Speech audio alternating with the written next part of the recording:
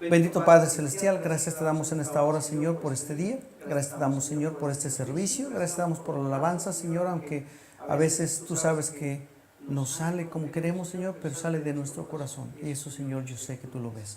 Y te doy gracias, Señor, porque tú sigues mirándonos tal como somos, Señor, con nuestras deficiencias, con nuestros defectos, con nuestros problemas, Señor, pero tú sigues, Señor, estando con nosotros. Y te doy gracias, Padre, porque tú has sido el único que ha podido entendernos, Señor, y por eso, Señor, te alabo y te bendigo. Y en esta hora que venimos a tu palabra, Señor, te ruego que nos des la sabiduría para entender lo que tienes para nosotros, que nos abras el corazón, Señor, y que podamos practicar lo que vamos a aprender el día de hoy, Señor.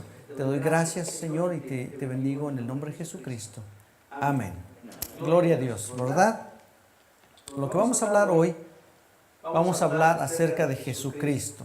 ¿Quién Jesucristo? Jesucristo hombre. Ahorita que estaba yo orando, decía que Jesucristo es el único que nos ha entendido. ¿Y por qué Él es el único que nos ha entendido? Porque Él fue hombre. Él fue humano, tal y como usted y tal y como yo. No me sé los números de los huesos, pero si tenemos 250 huesos, Él tenía 250 huesos. Si tenemos 247, Él tenía 247. Él era tan humano como usted y como yo. No hay ninguna diferencia. Amén.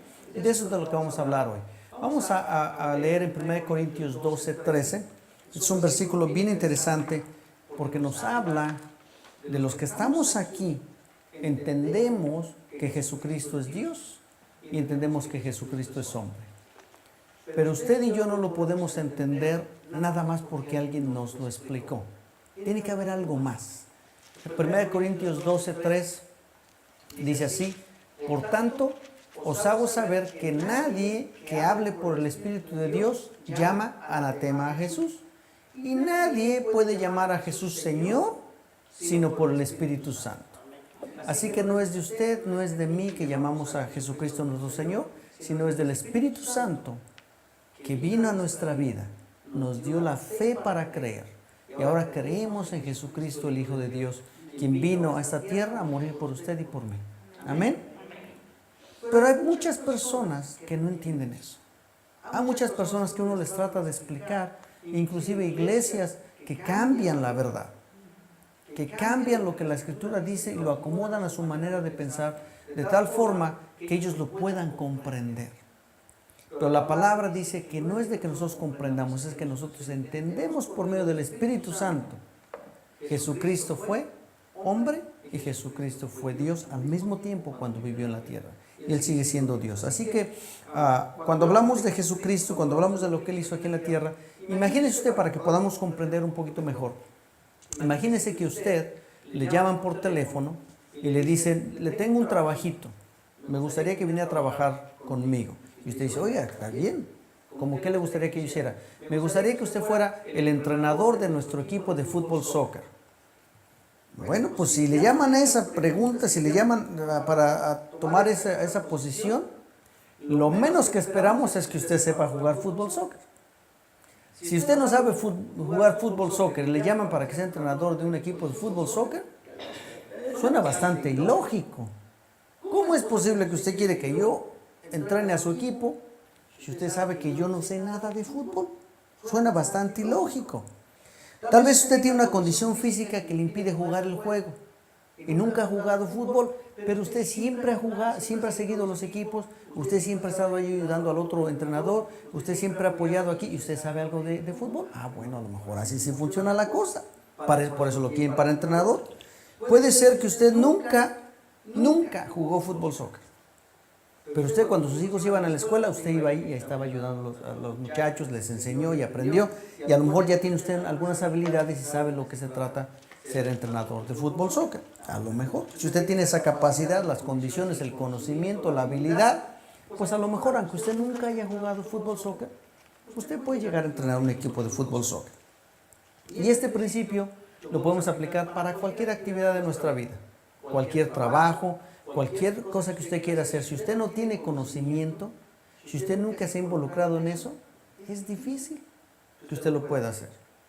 Mis hermanos por allá que han limpiado casas, ¿sabe cuántos años ya? Más de 16, 15 años. Llega a una casa, Le dicen, quiero que limpie la casa, el hermano manda a ver y dice, ya sé cuánto me va a tardar, ya sé cuánto le voy a cobrar, ya sé qué material necesito. Tienen la experiencia. Este tipo de cosas lo podemos aplicar para cualquiera de nuestras vidas, cualquier actividad. Y este mismo principio aplica para Jesucristo. Él vino a esta tierra ¿con qué propósito? Con el propósito de reconciliar a la humanidad con el Padre. Con el propósito de perdonar nuestros pecados. Ese fue el propósito de Jesucristo. Pero Él nunca pudo haber sido el pago perfecto a menos que Él tuviera ciertas características que lo hicieran el efectivo, el único que podía pagar nuestros pecados, el único que podía cubrir el enojo de Dios. Él necesitaba características específicas. Él no pudo ser la solución al problema a menos que Él encajara perfectamente en el problema. ¿Se da usted cuenta? No podía haber sido cualquier persona, no podía haber sido cualquier humano. Dice que al que no conoció pecado, por nosotros lo hizo pecado. Así que era necesario que Él conociera algo de lo que nosotros éramos, de lo que nosotros somos. Amén. Y Jesucristo, por lo tanto, decimos que es el único Hijo de Dios y el único mediador entre Dios y los hombres. Porque Él cumplió las características que eran necesarias para que usted y yo fuéramos perdonados. Además, Jesús fue el único capaz de recibir el castigo de Dios y ser justificado, para que nosotros nos justificaran todo pecado y seguir vivo. Dice la palabra que la paga del pecado es muerte. Así que cuando recibimos el castigo merecido por nuestros pecados, ¿qué nos queda? La muerte. Pero Él fue el único que llevó el castigo en sí mismo y está vivo. ¿No le da gracias a Dios? Así que vamos a hablar de 3 características bien importantes que tiene Jesucristo. La primera, Él es el Hijo de Dios. Por lo tanto, Él es Dios. Si alguien le dice lo contrario, no tiene al Espíritu de Dios. Si alguien le dice algo diferente, están tratando de cambiar las Escrituras para acomodarlo a su propio pensamiento, porque ellos no tienen el Espíritu de Dios. Mire, acompáñeme ahí a Isaías 9, 6, 7. Es un pasaje muy conocido, no es Navidad, no creo que estoy predicando de Navidad, pero es un pasaje muy conocido acerca de Navidad. Isaías 9, 6, 7. Dice así: porque un niño nos es nacido, hijo nos es dado, y el principado sobre su hombro, y se llamará su nombre admirable, consejero, Dios fuerte, Padre eterno, príncipe de paz. Él es Jesucristo, Él es nuestro Dios, el Hijo de Dios, el niño que vino a nacer, ¿verdad? Y dice que lo dilatado de su imperio y la paz no tendrá límite sobre el trono de David y sobre su reino, disponiéndolo y confirmándolo en juicio, en justicia desde ahora y para siempre. El celo de Jehová de los ejércitos hará esto. ¡Qué belleza! Que Jesucristo, el Hijo de Dios, vino a nacer en forma de un bebé. Isaías no es el único profeta que anuncia la venida de Jesús, pero nos dice y nos deja saber que Jesús va a venir en forma de un niño. Es el primero que nos dice eso. Y es un niño al que le llamarán admirable, consejero, Dios fuerte, Padre eterno, príncipe de paz. Un niño. ¿Qué características especiales tenía este niño?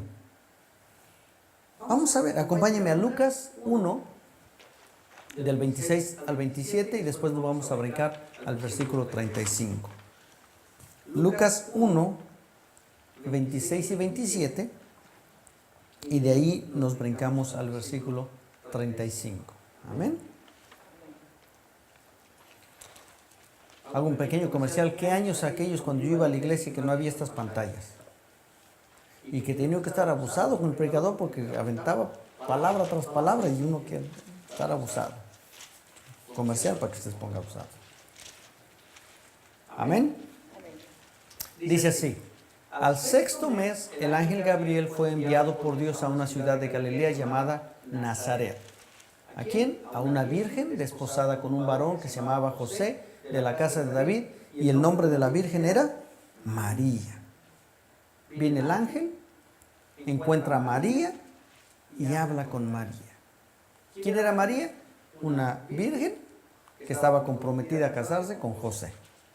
Y dice el versículo 35, respondiendo el ángel le dijo, el Espíritu Santo vendrá sobre ti y el poder del Altísimo te cubrirá con su sombra, por lo cual también el santo ser que nacerá será llamado Hijo de Dios.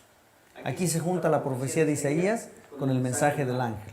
Un niño os es dado, un niño nacerá de una virgen, y viene el ángel, le habla a la virgen y le dice que va a tener un hijo.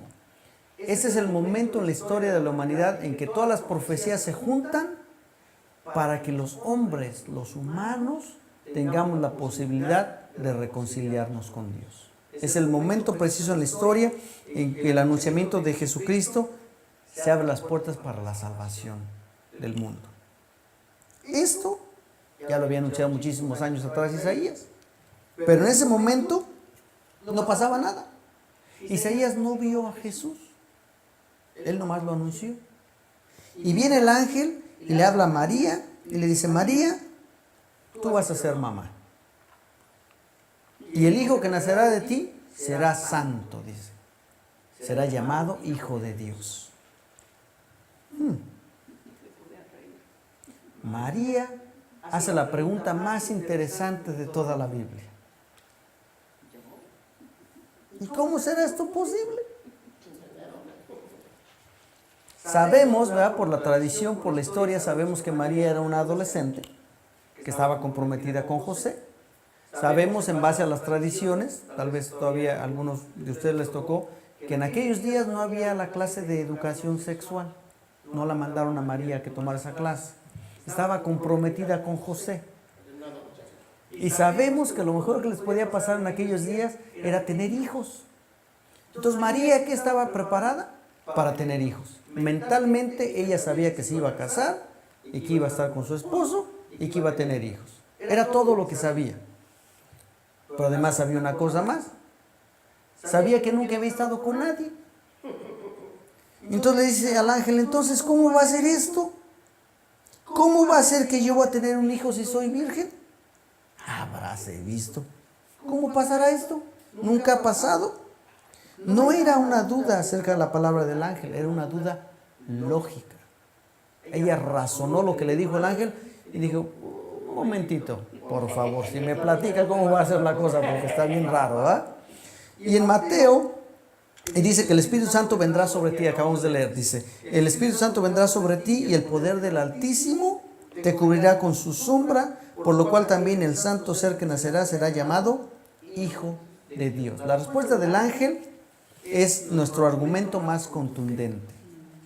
El hijo que vas a tener va a ser santo e hijo de Dios porque el Espíritu Santo vendrá de ti. ¿De quién fue el hijo? Del Espíritu Santo. Todo esto nosotros no lo sabemos bien, pero la gente a veces no entiende este tipo de cosas.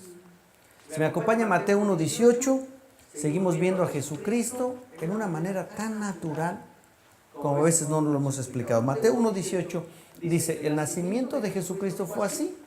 Estando desposada María con su madre, estando desposada María, su madre, con José, antes que se juntasen, se halló que había concebido del Espíritu Santo.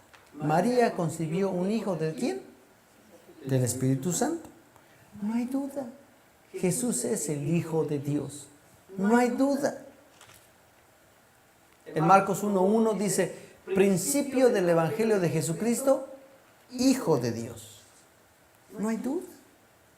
Él es el Hijo de Dios. Juan lo pone de una manera bien elocuente. Juan 1:14 dice, y aquel verbo fue hecho carne. El verbo de Dios hecho carne. ¿Y qué le pasó? Y habitó entre nosotros. Y vimos su gloria, gloria como la del unigénito del Padre, lleno de gracia y de verdad.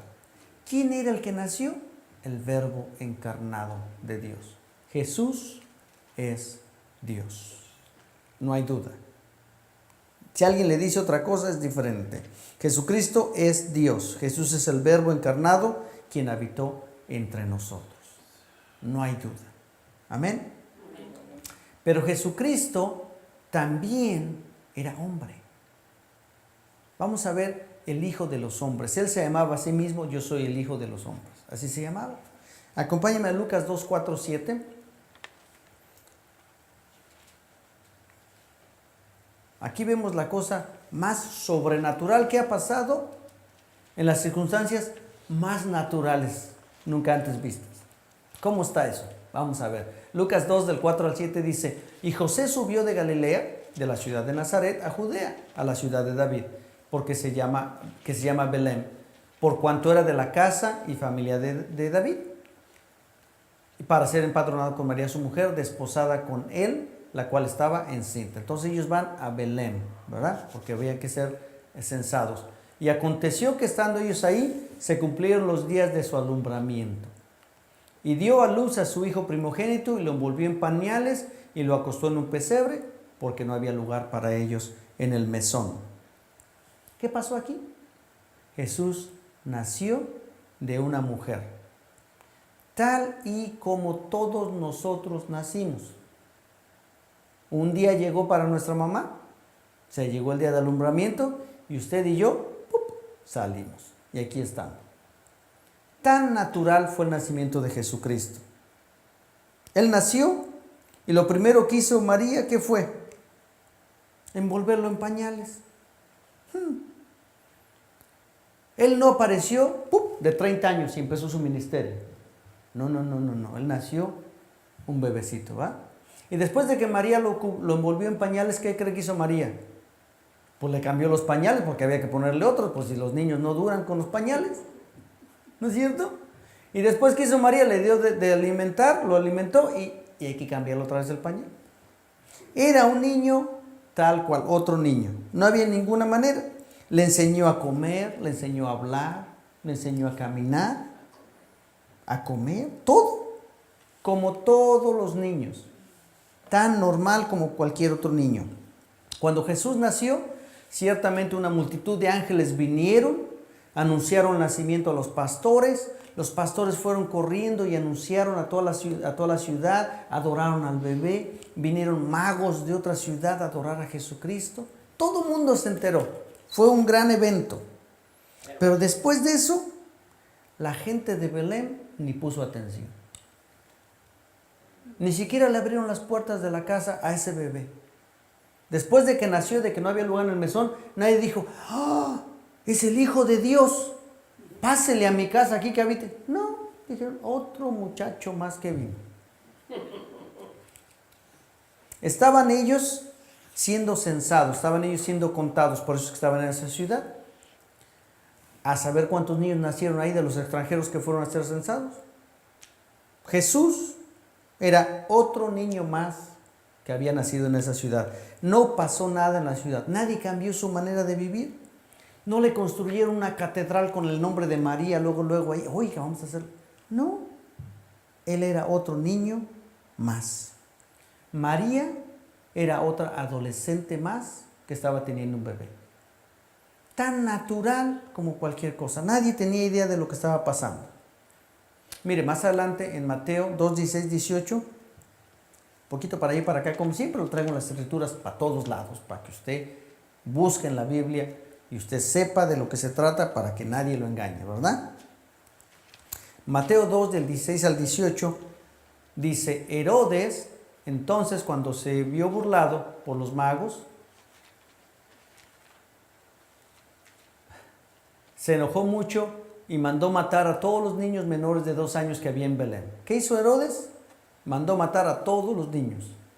Y en todos sus alrededores, conforme al tiempo que habían querido los magos, y entonces se cumplió lo que fue dicho por el profeta Jeremías cuando dijo: voz fue oída en Rama, grande lamentación, lloro y gemido, Raquel que llora a sus hijos y no quiso ser consolada porque perecieron. ¿Qué le pasó a Herodes? Vienen los magos, vieron la señal, pasan con Herodes y le dicen: Herodes, ¿dónde está el rey de los judíos que ha nacido? Herodes se enojó. Vayan, investíguenme dónde está ese rey. Él lo quería matar. Pasan 2 años, se le olvida, pasan 2 años, reacciona. Vamos allá a Belén, vamos a matar a todos los niños. Todos los niños menores de 2 años tienen que morir, con eso el rey se va a morir.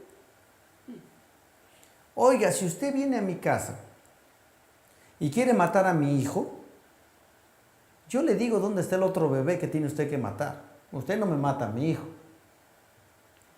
Yo le digo, estás buscando al hijo de María. Ese está allá en el mesón de ella. Llevan 2 años viviendo en el mesón. Yo no dejo que usted mate a mi hijo. ¿Por qué Herodes mató a todos los niños? Porque nadie supo quién era Jesús.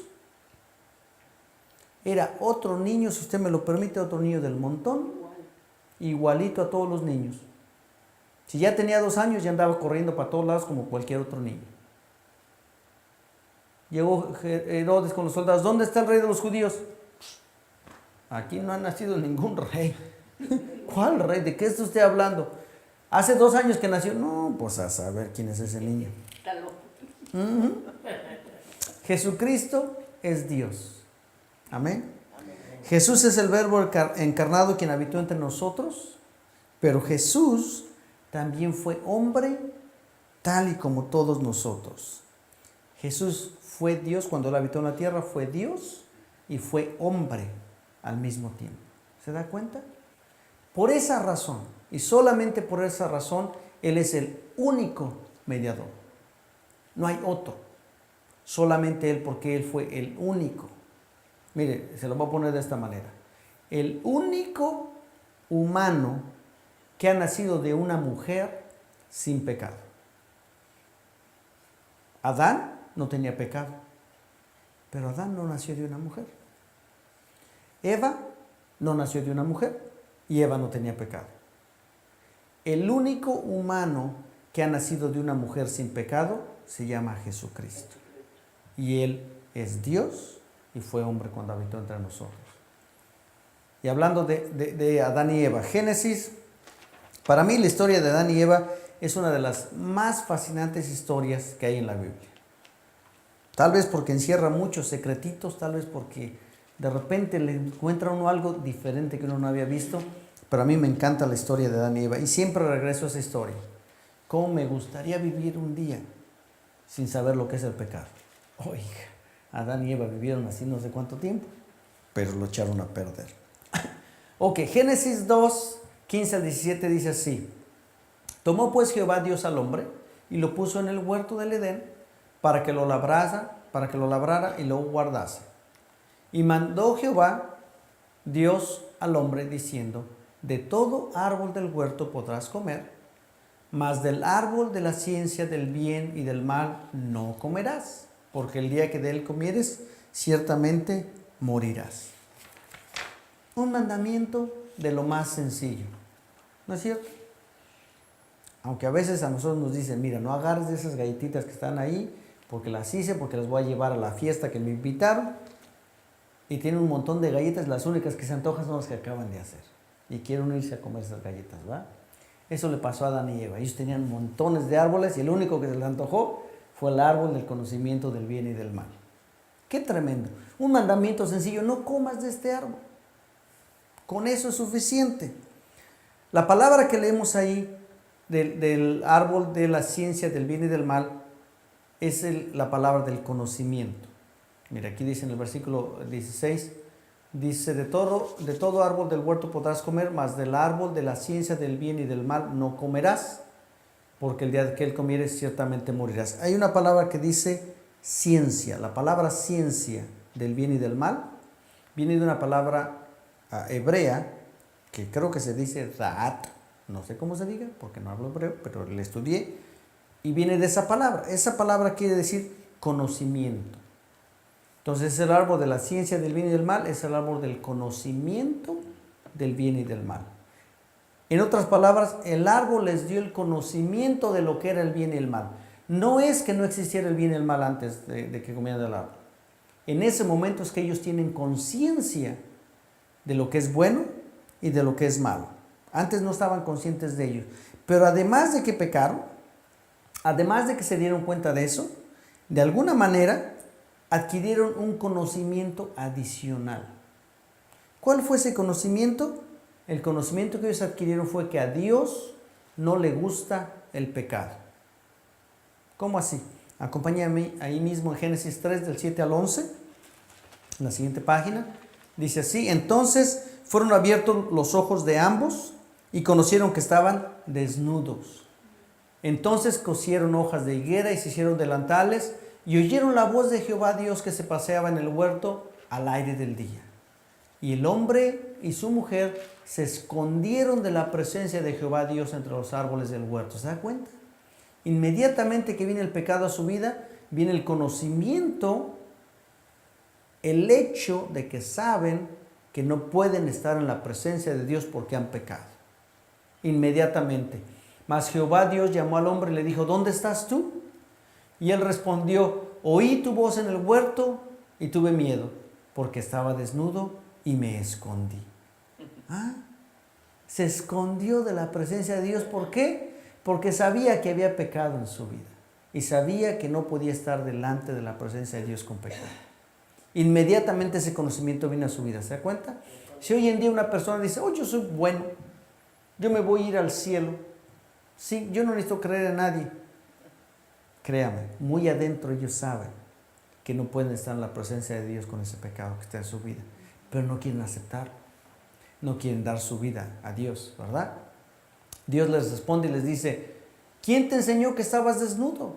Ajá, has comido del árbol que yo te mandé que no comieses, ¿cierto? Inmediatamente que viene ese conocimiento de su vida, inmediatamente que conocen del bien y el mal, se dan cuenta que no son dignos de estar en la presencia de Dios. Y usted y yo tenemos ese mismo problema. Cuando Isaías habla del niño, Isaías le pide al rey, ¿qué señal quieres? Y el rey no dice, y Dios se enoja. Mire, acompáñeme a Isaías 7, 14 al 15. Y le dice, por tanto, el Señor mismo os dará señal. El rey no quería pedir ninguna señal y dice, por tanto, el Señor mismo os dará señal. He aquí que la virgen concebirá y dará a luz un hijo y llamará su nombre Emmanuel. ¿Se da cuenta? Pero dice algo más. Comerá mantequilla y miel hasta que sepa desechar lo malo y escoger lo bueno. Y ahí tenemos dos palabritas hebreas. La primera quiere decir Yahweh o algo así. Yada, no sé cómo se dice, pero Yada es la que está primero ahí. Quiere decir saber. Y de ahí viene la palabra conocimiento del principio del árbol de la ciencia y del bien y del mal. Están ligados. Jesucristo de alguna manera tuvo que conocer lo que era el bien y el mal, tal como Adán y Eva, sin pecar. Pero tuvo que conocerlo y tuvo que tomar una decisión, tal como usted y yo hemos tomado una decisión. Jesucristo, sin pecado, Dios, hombre, tenía que tomar una decisión de no pecar. Tenía que tomar la decisión de terminar el propósito por el cual había sido mandado a la tierra y tenía que tomar la decisión de permanecer sin pecado. Parece increíble. Usted dice, si Jesús era Dios y Jesús era hombre, Él no tenía problemas para derrotar al pecado. ¿Se acuerda Satanás qué hizo? En persona fue a ver a Jesucristo para tentarlo. ¿Por qué? Porque Satanás tenía la esperanza de que Jesucristo pecara. Satanás tenía la esperanza de romper la salvación para toda la humanidad. ¿Qué hizo Dios? ¿Qué hizo Jesús? Acompáñenme a Hebreos 5:8. Dice, y aunque era hijo, por lo que padeció, aprendió la obediencia. ¿Cómo está la cosa? Aunque era hijo, padeció y aprendió obediencia. Si usted y yo algún día hemos tenido problemas con la obediencia, bueno, déjeme le cambio la palabra. Todos los días usted y yo tenemos problemas con la obediencia. Así, ¿para qué le ponemos? ¿Verdad? Todos los días batallamos con la obediencia. La palabra de Dios dice que hay que leer. La palabra de Dios dice que hay que orar. Tenemos el gran mandamiento, ve y predica el evangelio a toda criatura. Todos los días batallamos con la obediencia, ¿no es cierto? Jesucristo tuvo que aprender obediencia. El Padre le dijo, quiero que vayas y que mueras por toda la humanidad. Y él dijo, sí. Y ya cuando se acercaba, ¿qué dijo Jesús? si es posible que pase de mí esta copa. Tuvo difícil. Tuvo que aprender obediencia. Él mismo fue engendrado por el Espíritu Santo. Él mismo es Dios. Y solo aquel que tiene el Espíritu, como usted y yo, podemos llamar a Jesús Señor por el Espíritu. Pero Él mismo también nació de una mujer, de una virgen, tal como estaba profetizado, cumplió toda la profecía. Fue humano como usted y como yo. Y no podemos de ninguna manera separar a Dios del hombre. No podemos decir que Jesús a veces era Dios. No podemos decir que Jesús a veces era hombre. Fue siempre Dios y hombre, juntos en esa naturaleza.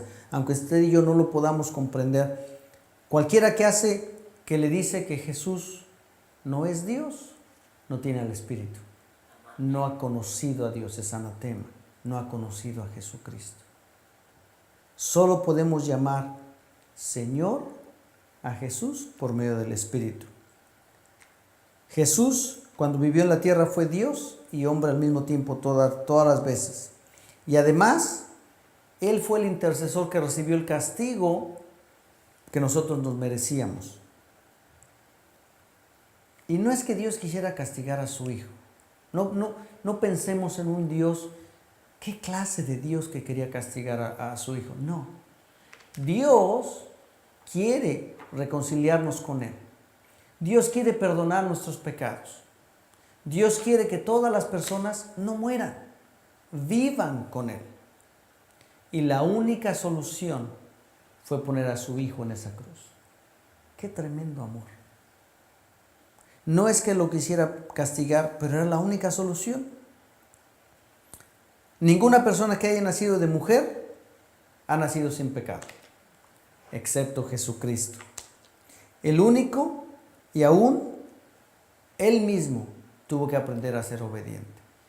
Pero gracias le doy a Dios porque Él aprendió obediencia y porque Él fue hasta la cruz. Mire, dice Hebreos 4:15, porque no tenemos un sumo sacerdote que no pueda compadecerse de nuestras debilidades. Él fue hombre como usted y yo. Él fue tentado en todo, dice ahí. Uno que fue tentado en todo según nuestra semejanza, pero sin pecado. Él nunca pecó. Por lo cual, Dios también lo exaltó hasta lo sumo y le dio un nombre que es sobre todo nombre. Para que en el nombre de Jesús se doble toda rodilla de los que están en el cielo, en la tierra, debajo de la tierra, que toda lengua confiese que Jesucristo es el Señor para gloria de Dios Padre. ¿Se da cuenta? Para eso murió Él. Eso está ahí en Filipenses 2:11. Para eso murió Él por nosotros. Pero para eso también Él vivió en esta tierra. Para entenderlo a usted, para entenderme a mí. Cuando usted y yo tratamos de alabar a Dios y no nos sale, ¿qué dice Jesús? Otra vez. No, Él dice, yo te entiendo. Cuando usted y yo nos levantamos en la mañana y decimos, Señor, hoy sí te voy a servir todo el día. Y a las 2 horas ya pecamos. ¿Qué dice Dios? Otra vez. No. Dice Jesús, yo te entiendo. Yo estuve ahí. Yo sé lo que se siente ser tentado y yo sé lo difícil que es. Cuando estaba en el Gólgota, ¿qué le pasó a Jesús? Sudando gotas de sangre. Qué difícil. Pero venció. No pecó. Amén. Usted y yo debemos de vencer juntamente con Jesucristo porque hemos sido crucificados juntamente con Él. Ya no vivimos nosotros, no, lo que vivimos en la carne lo vivimos en el nombre de Jesucristo. Amén. ¿Qué debemos hacer usted y yo? Acerquémonos pues confiadamente al trono de la gracia para alcanzar misericordia y gracia para el oportuno socorro. ¿Usted tiene algún problema en su vida? Venga con confianza a Jesucristo. ¿Usted le ha fallado? Venga con confianza a Jesucristo. ¿Usted necesita paz para su vida? Venga. ¿Usted está pasando por una situación que no puede, que está muy difícil para usted? Venga. Póngaselo delante de la presencia de Él. Póngalo en sus manos. Él lo entiende. Él fue hombre como usted y como yo. Él fue humano. Sabe lo que se siente.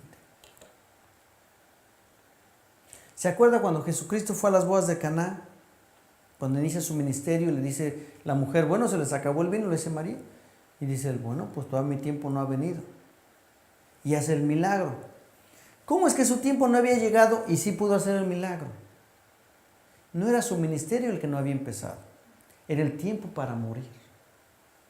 Fue cuidadoso. Como tomó decisiones, fue cuidadoso.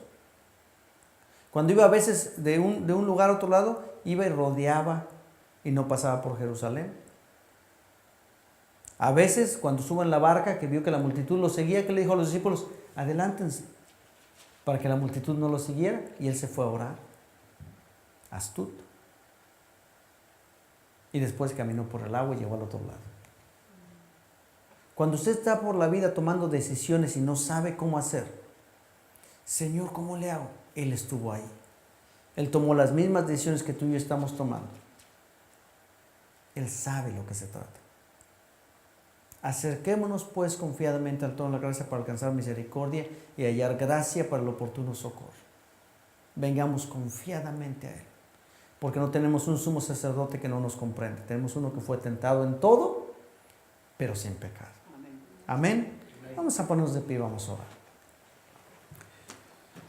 Bendito Padre, qué alivio es saber que tú mandaste a Jesucristo a esta tierra, Señor, no solamente para pagar por nuestros pecados, que ya es grande, Señor, no solamente por ese amor, pero también, Señor, para que padeciera un poco tal como nosotros padecemos, para que Él comprendiera cómo vivimos, Señor. Y cuando vamos en medio de los problemas, cuando vamos en medio de las dificultades, cuando vamos en medio de, cuando tenemos que tomar una decisión, tú estás ahí. Tú nos comprendes, Jesucristo. Tú sabes lo que se siente. Señor, te damos gracias. Porque si no fuera por esa situación, si no fuera porque tú, Señor, tuviste el conocimiento de primera mano de ver lo que se siente ser un humano, no tendríamos, Señor, salvación, no tendríamos, Señor, perdón, no tendríamos, Señor, esperanza. Pero tú que has vencido al mundo, Señor, nosotros hemos sido crucificados contigo, hemos vencido juntamente contigo y ahora somos victoriosos, Señor. Así que venimos delante de ti, Señor, a poner nuestras peticiones. Venimos delante de ti, Señor, a pedirte paz para nuestros corazones, sabiendo, Señor, que todo lo que pidamos al Padre en tu nombre, tú lo harás, Señor. Así que te doy gracias, Señor, porque todo lo que pidamos, Señor, todas nuestras necesidades están en tus manos. Y tú, Señor, tomarás control y tú harás, Padre. Conforme a los deseos de nuestro corazón, tú nos has de contestar. Te doy gracias, Jesucristo, y ayúdanos, Señor, todos los días, para nunca olvidar que tú eres Dios, que tú eres hombre, que tú, Señor, moriste por nosotros y que tú conoces cómo vivimos, Padre. Te doy gracias por esta hora, por esta palabra, Señor, en esta hora, en el nombre de Jesús. Amén.